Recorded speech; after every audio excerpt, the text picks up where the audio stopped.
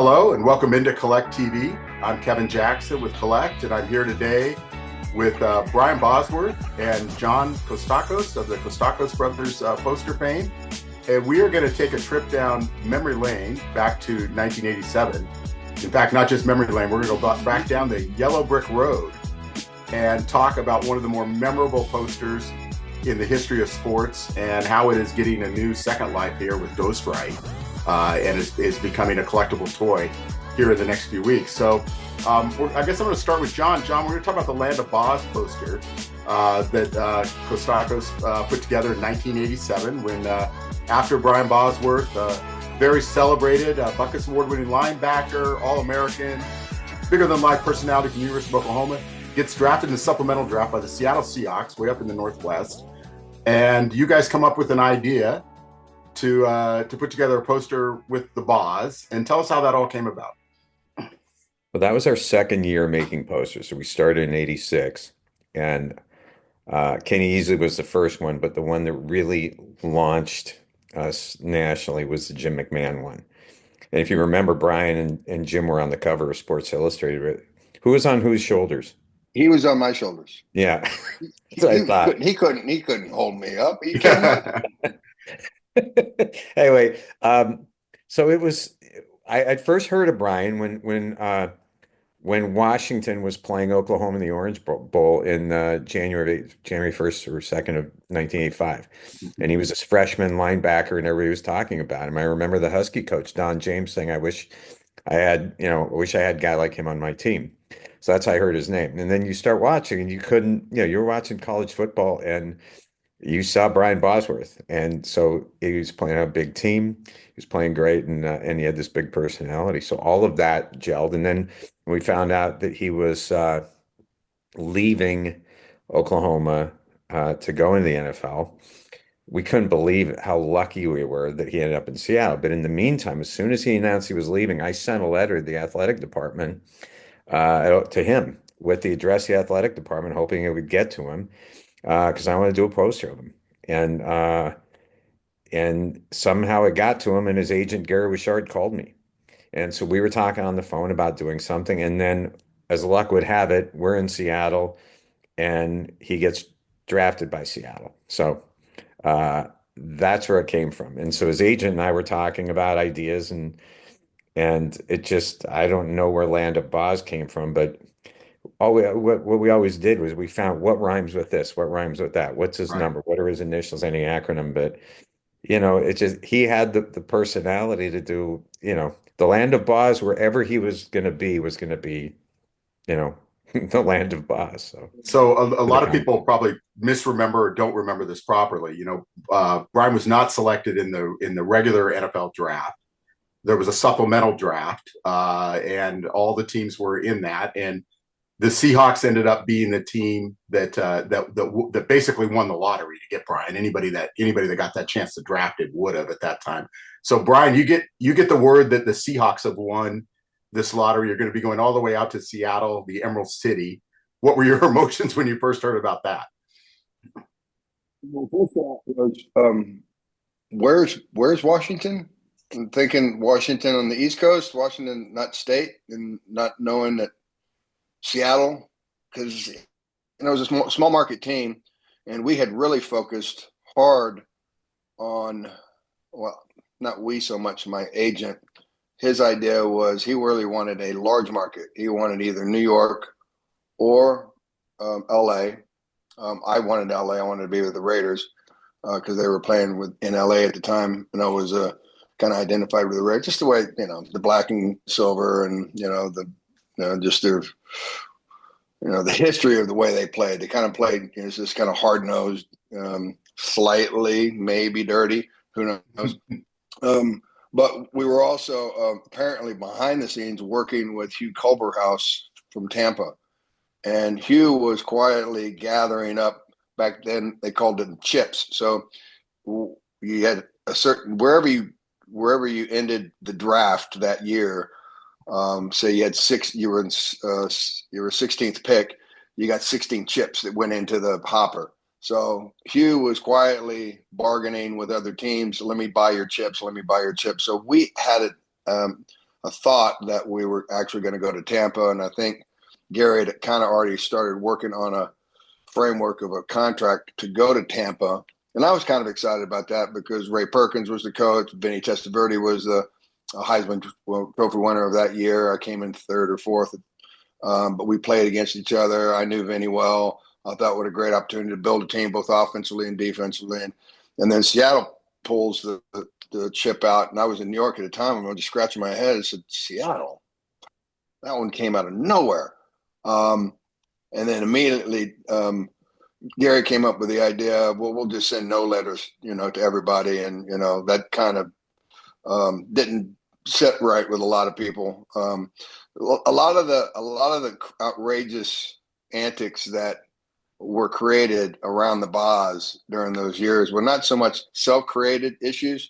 They were more strategic ideas to try to navigate to certain destinations, and those were really authored by Gary, my agent. Now, had I had a little bit more thought and control and understanding of the good and the bad of making decisions like that, I'd probably go back to my younger self and just kick him in the balls and say, hey, look, just do it the right way.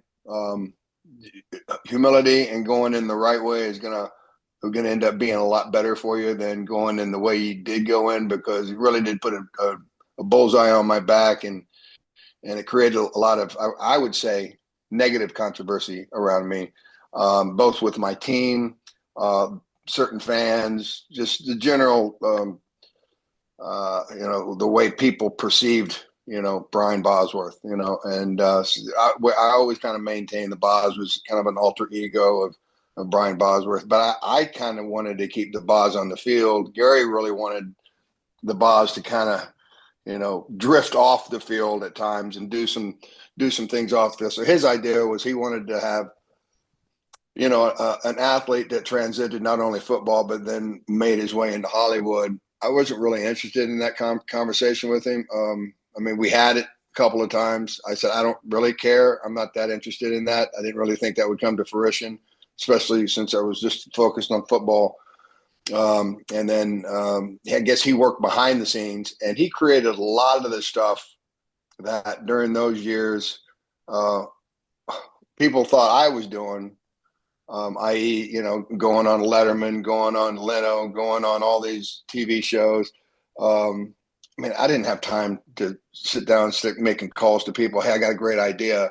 And that even included John Costacos. So if anything business related came across my desk, whether it be, through the mail or somebody calls me, I just directed them to Gary, because, when you're young like that, you just don't have enough mental capacity to think outside of what your comfort zone is, and then try to figure out how many boxes do I really want to juggle.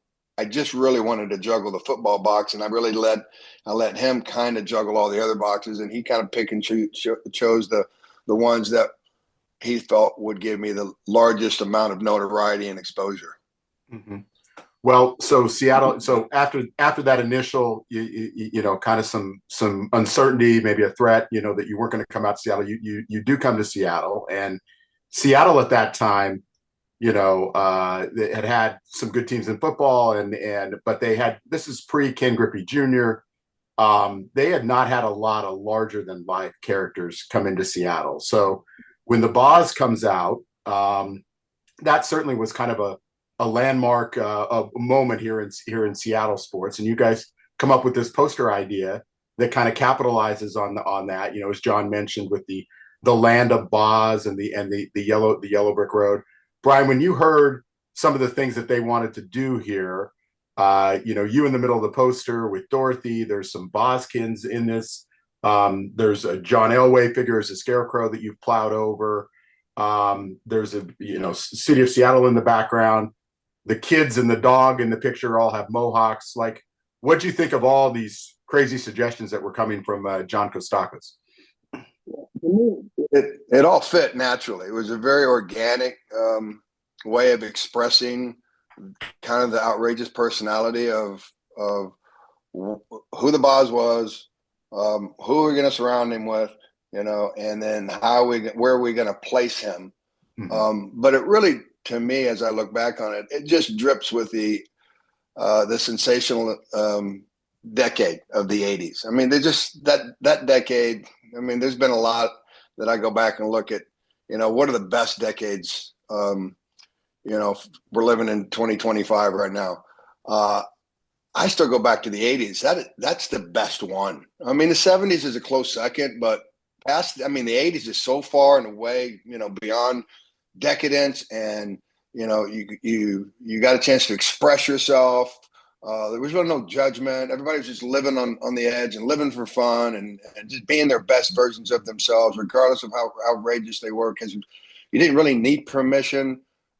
We just did it because it felt good. And we were really just following our own self-imposed energy. And, those that got it, they enjoyed it and they soaked it up like a sponge. And, that's part of feeding the ego. And when you're young like that, it just, the outrageousness of it just meant that you got to get more. You got to do more. You got to add more and let it to it and put a premium in it, add this, add that. So when John came up with, the poster idea, I said, just naturally fix. You're in the Emerald City. Everybody is fascinated with, the Wizard of Oz.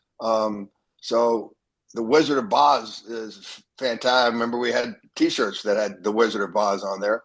And then he goes, we're gonna add a Playboy bunny in the shoot too. And I said, well, why not? We should have a Dorothy in there, and there should be a little Toto dog, and there should be little Boz Munchkins. And it was just outrageous. And the fact that we picked, 44, even though that was not a number that you could legally wear, I guess, but, they changed the roster definition for my position as the monster defensive back, and they got okay to do that. And then we played one game, and then they said, you can't do that. And then we had to take him to court. It just, all of it just was like, let's do everything as outrageous as possible so that everybody just thought that thing's out of control, but I love it. And that's the 80s.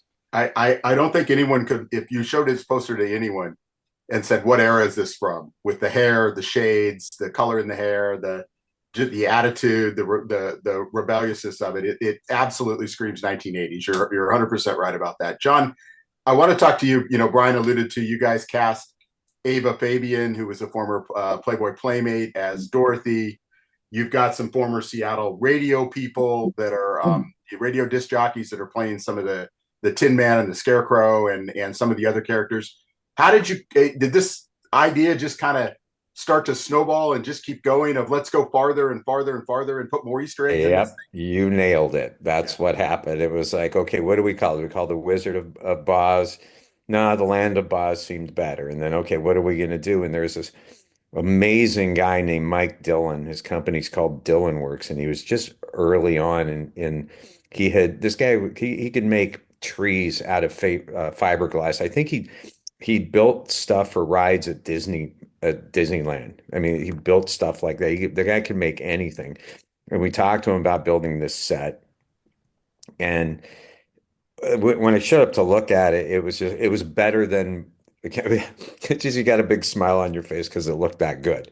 Okay, now what do we do? Okay, well, we need a Dorothy, we need the Tin Man, the Scarecrow, and the Cowardly Lion. Well, okay, well, Gary Crow and Mike West I'd gotten to know them. They were my favorite DJs in Seattle. They were on the rock station, and they're really good guys. Okay, well, put them in there. There's some extra publicity. All right. And then the lion was Chuck Doyle.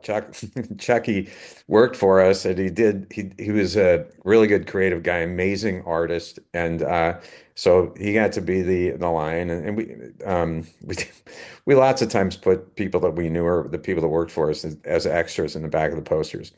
So and then all right, well, I don't know where it just kept going. Then, okay, who do we have for Dorothy? We find a local model, and there was one girl that we were gonna go with. Her name was April, and some friends of mine had suggested her, and she looked like she looked good for the part.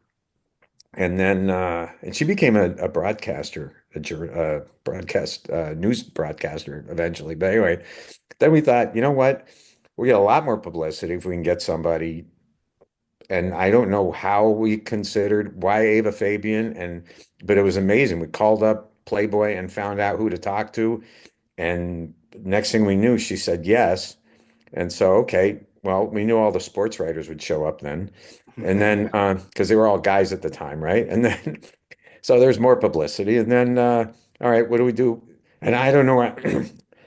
I don't know how the Boskins came up, but we were always writing like what notes, what things do we remember from the Wizard of Oz, Emerald City? Okay, obviously, and there's no place like home. And then oh my gosh, they play in the Kingdom, so there's no place like Dome, and we wrote that on one of the rocks, and then Munchkins, well, Boskins.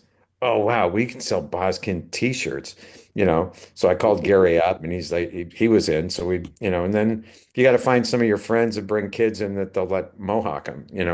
So all the parents had their little guys mohawked. And then let's see. And then the dog. Oh yeah, we needed a Toto. And then we decided while we were there, hey, listen, can we mohawk the dog? We probably we mohawked the dog. And so Brian and I would probably be in jail if we did that today for animal cruelty. But we said, okay, let's mohawk the dog and paint his hair blue. And so there we were. And the hardest part was keeping the kids uh, looking forward because there's all this stuff going on. There's all this stuff. There's light and people moving around. These little kids they're like 4 years old and they're looking left and right. And one of them's got to go pee. And one of them kept picking his nose, wiping the boogers on the guy in front of him. We didn't get, and the photographer, his name is Doug Landreth, really good guy, really patient, and knew what he was doing. And so all of this chaos going on, and you're trying to get the shot, and then somehow the tail from the lion kept going up Ava's dress, and she kept thinking Chuck was reaching up underneath her dress. And so it was the most ridiculous amount of fun, and Brian, I remember Brian was late and I was giving Gary crap for it, giving his agent crap for it. And he goes, hey, the star Like always the shows team up. meeting, we had practice or something that day. Didn't we do it on a Saturday, like an off day? I don't remember. I think we I did it don't on an know. off day, but I remember having to get over there. All I remember is Gary goes, no, the star always shows up late. I'm like, So then, and Jerry Callahan, who My cut Brian's hairdresser. hair. So so Jerry's in there mohawking kids and painting, blue stripes on them. It was so much fun. That did that right because even if you were a barber, you had to have a certain set of special skills to do a boz cut right. I've seen some boz cuts that are just brutal. But if it's done right, it's a cool cut. And people, it's a mullet. No, it's not a mullet. Mullets are dirty and they're simple. They're done on simpletons. This thing's sophisticated. There's a lot of folds in it. You got the tail. It's got to be cut right so it stands up. It's a Can't cut it boslip. too wide. Yeah, it's all cool. It's all good. It's all done. Jerry did an amazing job. So, Brian, you talked a little earlier about the difference between, the character of the Boz and Brian Bosworth himself. And, when I think about the marketing of athletes marketing themselves as brand and characters, and I mean, many of your contemporaries in that period, you think about Jim McMahon, you think about Bo Jackson, you think about Dion, who came a little after. You were among the first and the boldest to kind of establish your own brand. I remember very famously, your first game was in Denver. And there were some Boz Busters t-shirts that were being sold there that Broncos fans were scooping up. And if I'm not mistaken, you had a marketing company that was behind that and you were profiting off a t-shirt, kind of deriding you. So, at that time, how much were you thinking about your brand? And I mean, really, you were putting together a template for a lot of athletes to follow you. About 5% of my life. Again, that falls back on Gary. I mean, he took that horse and he whipped it to death, and he ran it around the track as many times as he could. He wanted to figure out what he could get away with. The t-shirts in Denver were, was another surprise. I didn't know about it until somebody brought it up in the locker room after the game, and he goes, "Isn't this your company?" And I looked at it a little closer and said, "Yeah, that's 44 Boz Inc." What the? somebody's knocking my company name off. So I called Gary and said, what's going on with this? And he goes, I didn't really want to tell you because you had so many distractions going on. So I was going to tell you after. I said, well, it would be great if we won, but we got our asses whipped like 40-17. And I made a big stink about, hitting John, which I did a couple of times clean. But still, you're selling on, you're preying on the opposing team and you're profiting off of them. I'm going to get lambasted for that. He goes, no. We'll just donate the money to the Children's Hospital. So we ended up doing that there in Seattle. And we even made a trip to the Children's Hospital. I think, one of the local TV stations followed us in and we had a good time. But we didn't ever want it to feel like we were taking advantage of it. We were just having fun with it. And that's the way it was organically born in Oklahoma. And then as it grew and all the expectations and the ego and the success in Oklahoma kind of inflated my ego a little bit. And then once we got into the NFL, then it became like, this actually is like now part of a responsibility that I have to fulfill, even though I don't really want to, because it takes away from really what I love to do, which is just play and prepare for football. There was always like, you got to do something, and Gary was always saying, hey, we're doing this week. We're doing that this week. So I'd roll my eyes. And, sometimes it was embarrassing, because I knew that the guys in the locker room were not appreciative of that because they're just there to win games. They get paid, but, they want to win games. They want to get a championship. And here this cat comes in and he's kind of a distraction. I mean, we played 2 games that first year. We go on strike. I remember standing up after the first and second meeting and simply asking the question, what are we on strike for? And they go, sit down. You're too young. We're striking for free agency. You got a 10-year contract. You're never going anywhere. I said, all right. And that was the last meeting I went to. And I think that next weekend, I was on the MTV cruise on a boat with downtown Julie Brown somewhere out in the Bahamas. It's like, all right, well, I'm not getting along with everybody, and the strike is going on, and I guess they'll call me when it's over. So it was really, again, just living my best life in the 80s. It's kind of like riding a motorcycle without having a motorcycle. That was my gig, and I was enjoying the ride because back in those days I kind of felt like not cloudy then, clear now. I kind of lost myself. I didn't really know who I really was at that point in time. When I was in Seattle, it's almost like a blur. It was in and out so fast. The first year was a campaign of, start and stop and start again. And then we get to the playoffs and then you get hurt. And then I'm over in London and then I've got an injury and then we got to figure out what the injury is. And then they, talk me into coming back into play. And then they start shooting me. And then the second year was nothing but start and stop. Injury in, injury out, get a surgery on IR, coming off IR, playing 10 days later. The whole second year was nothing but just severe pain. And then the next year was, surgery, knee surgery, shoulder surgery, rehab both, play 2 games, boom, it's over. What just happened? It was like, it's over? What do you mean it's over? I'm not ready for it to be over. And then you go into a dark hole. So it really, those 2.5, 3 years while I was there was just, it was a tornado. It was the tornado that picked Dorothy up and sent her to Oz. This one picked me up and sent me, to a different location that I wasn't really ready to get to. Well, that time and certainly this poster, is 38 years later could be, one that maybe now is going to be introduced to a new generation of people. That story and I think that's what's cool about what you guys are doing with Ghostwrite here. So when, Josh Luber, Jesse Einhorn, the guys over at Ghostwrite approached you two and said, hey, we want to turn this poster into a toy and into a collectible and bring it back, retell this story, do something really cool to put out a number of, of the full size ones that are the Boz and then the littler ones that are the Boskins. What did you think when you first heard of this concept and what they wanted to do?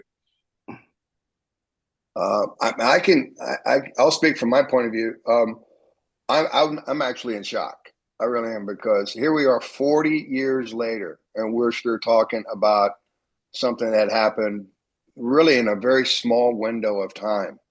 And I was talking about this last weekend when I was up in Oklahoma. I'm just in awe that the impact that I had in a small window of time resonated not just in a small area of the United States. It resonated really across the United States, and in some parts, I've got people from other countries that are like, "Oh my God, I love you," uh, and I can't even put a finger on why. I don't even understand why, other than because you didn't have social media, you didn't have wide band broadcasting. I mean, if you weren't in that area, you couldn't see a game, especially in college. So how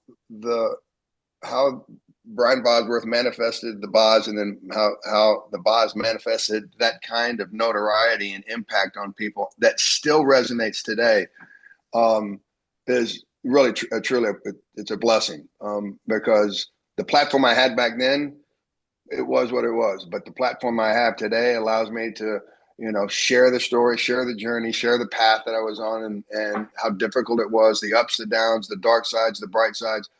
But there's certainly the rewards that people felt, I guess, warranted, putting out, something as important as, to me, this is very important, because then, it cements, a place in time where something that we all remember, 40 years ago, it's alive today, and it has stories to tell.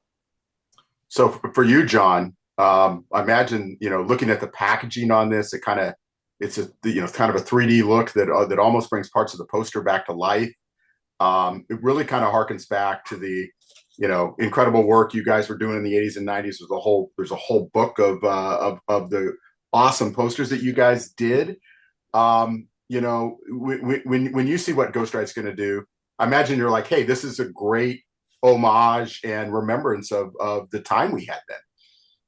Yeah, we were making those posters at the right time. It was the right time for that. Like Brian was talking about the 80s and and into the 90s. It was the perfect time to do it.